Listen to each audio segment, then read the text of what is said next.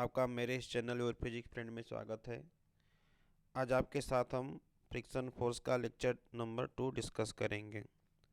हम friction force का formula already derive कर रखे हैं। अगर मुझे नीड पड़ेगी एफ लिमिटिंग का,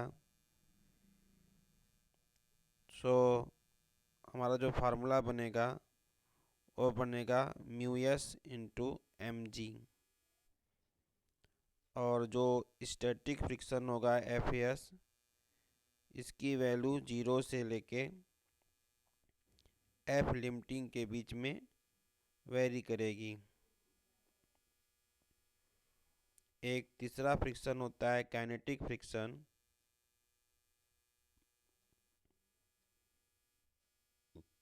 जिसकी वैल्यू म्यू के एम जी के इक्वल होगी। ये हमारे 3 फार्मूले हैं फ्रिक्शन फोर्स के। अब हमारे सामने एक क्वेश्चन दे रखा है, a block of mass 5 kg kept on a surface, a force of 40 Newton. इस ब्लॉक के ऊपर एक फोर्स लग रहा है 40 न्यूटन का। Calculate the friction force. यहाँ पे नहीं बताया है कि कौन सा फ्रिक्शन फोर्स हमको चाहिए, स्टैटिक फ्रिक्शन फोर्स चाहिए, काइनेटिक चाहिए या एफ लिमिटिंग चाहिए। तो सबसे पहले हम इसका एफ लिमिटिंग की वैल्यू कैलकुलेट करेंगे। तो इसका जो वेट है वह नीचे की तरफ वर्क करेगा, वैल्यू हो जाएगी 5g। अगर g की वैल्यू को हम 10 लेट करते हैं तो this becomes 50 Newton. Normal direction ऊपर की तरफ वर्क करेगा, जो n के बराबर होगा। यहाँ से जो n की वैल्यू निकलेगी that is equal to 50 newton. अब अगर मैं एफ लिमिटिंग की बात करें तो जो इसका एफ लिमिटिंग होगा this is mu s into m g. तो यहाँ पे जो म्यू की वैल्यू है वो 0.5 है और हमने इससे मल्टीप्लाई कर दिया, तो this becomes 25 Newton. So F limiting की जो वैल्यू है वह इस एक्सटर्नल से कम है, मतलब यह ऑब्जेक्ट जो है आगे की तरफ मूव करने लगेगा। जब आगे की तरफ मूव करेगा तो उसके पास जो फ्रिक्शन होगा उस फ्रिक्शन को हम बोलते हैं काइनेटिक फ्रिक्शन। यानी जिस फ्रिक्शन की यहाँ पे बात करना चाह रहा है वह फ्रिक्शन हमारा क्या है, एफ के है। अगर सपोज करिए मूव नहीं करता, अगर यहाँ पे वैल्यू 25 दी होती तब तो हमारा आंसर एफ लिमिटिंग हो जाता। अगर सपोज करो यहाँ पे वैल्यू जो है 20 दी होती तो उस समय हमारा एफ एस आंसर हो जाता। हमारा इस क्वेश्चन के तीनों आंसर हो सकते हैं। जैसे सपोज करिए, अगर मान लीजिए हम इस फोर्स की वैल्यू को अगर हम सपोज करो यहाँ पे 20 न्यूटन दे रखा होता, तो उस समय हमारा जो आंसर होता वो एफ एस हो जाता और वो आंसर हो जाता 20 न्यूटन। अगर इसी जगह सेम प्लेस पे अगर वैल्यू 25 दे रखा होता तो उस समय जो हमारा आंसर होता वो हमारा आंसर होता एफ लिमिटिंग, और दिस वैल्यू बिकम्स 25 न्यूटन। लेकिन यहाँ पे तो वैल्यू 40 न्यूटन दे रखी है। जब 40 न्यूटन दे रखी है तो इस केस में मतलब ऑब्जेक्ट चलने लगा, और जब चलने लगा तो जो फ्रिक्शन आएगा उसको हम बोलेंगे काइनेटिक फ्रिक्शन, और इसका फार्मूला हो जाएगा म्यू के इंटू एम जी। तो म्यू के मीन्स 0.4 और एम जी का मतलब है 50 न्यूटन। सो जो आंसर आएगा हमारा वो आंसर आ जाएगा 20 न्यूटन। तो ये आपको समझ में आ गया होगा कि कब हम एफ लिमिटिंग की बात करते हैं, कब एफ एस की बात करते हैं और कब एफ के की बात करते हैं। ये हमारा आंसर है 20 न्यूटन। अब हम सेकेंड क्वेश्चन की तरफ मूव करेंगे। यहाँ पे एक बहुत अच्छा सा प्यारा सा क्वेश्चन दे रखा है और हमको फ्रिक्शन फोर्स की जो है वैल्यू निकालनी है। और इस क्वेश्चन में केवल एक ही फ्रिक्शन दे रखा है, वह है 0.5। जिस सरफेस का फ्रिक्शन है वह 0.5 दे रखा है। मतलब यहाँ पे एफ एस, इसका मतलब यही हमारा म्यू एस हो जाएगा, यही हमारा म्यू के हो जाएगा। तो पहले हम क्या करेंगे, इसको डिवाइड करेंगे, इसको जो फैक्टराइज करेंगे, ये जो हमारा वेक्टर फॉर्म में दे रखा है उसको हम एक्स और वाई कंपोनेंट में डिवाइड कर देंगे। तो दिस इज 50 न्यूटन। तो इसके दो कंपोनेंट होंगे, एक इधर की तरफ होगा और एक इधर की तरफ होगा। यह एंगल जो दे रखा है वो 37 डिग्री लिखा है। तो ये हो जाएगा 50 cos 37 और ये वैल्यू हो जाएगी 50 sin 37। इसी तरह इधर भी एक फोर्स दे रखा है, इधर है 10 न्यूटन। तो जो इधर की तरफ और ये एंगल दे रहा है 53 डिग्री, तो दिस बिकम्स 10 cos 53 और इधर की तरफ हो जाएगा 10 sin 53।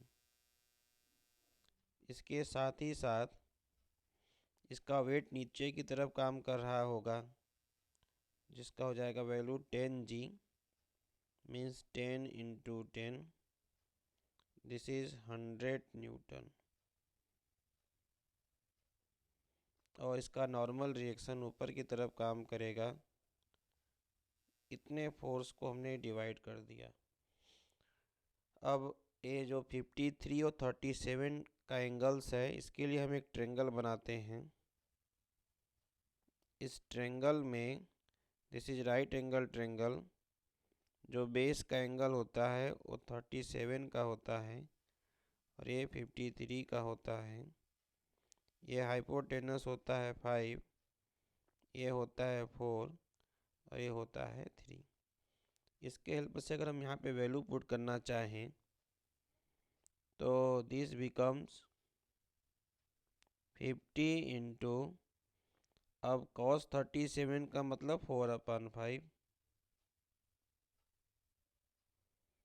और इसी तरह यहाँ पे रखेंगे तो 50 इंटू sin 37 का मतलब 3/5। इसी तरह यहाँ पे 53 cos 53 का मतलब 3/5 और sin 53 का मतलब 4/5। हमने इसकी वैल्यू यहाँ से पुट कर दिया।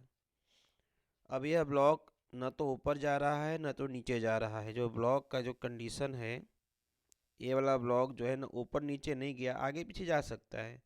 ऊपर नीचे न जाने का मतलब कि ये दोनों आपस में इक्वल होंगे।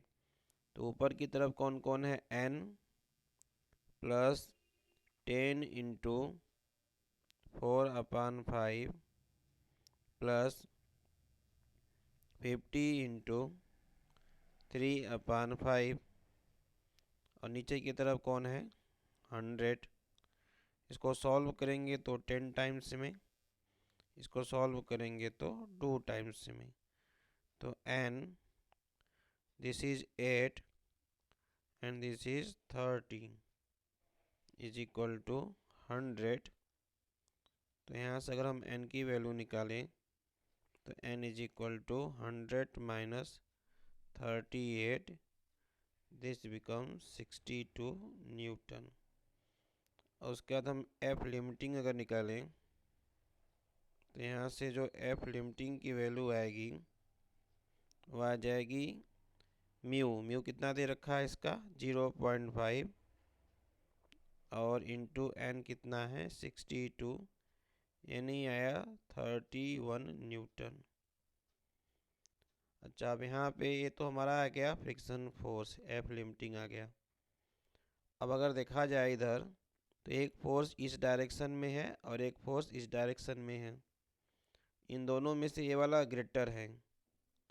तो अगर इस देखा जाए तो ये ऑब्जेक्ट जो है आगे जाने की कोशिश करेगा, क्योंकि जो हॉरिजॉन्टल कंपोनेंट के फोर्स है उसमें ये वाला ज़्यादा ये वाला कम है। तो ये हो जाएगा 50 इंटू 4/5 और इसमें माइनस कर देंगे किससे, 10 इंटू 3/5। ये दो फोर्स तो लग ही रहे हैं। साथ ही साथ जो है एक फ्रिक्शन फोर्स लगेगा जो जस्ट पीछे लगेगा। ये 31 is equal to m into A.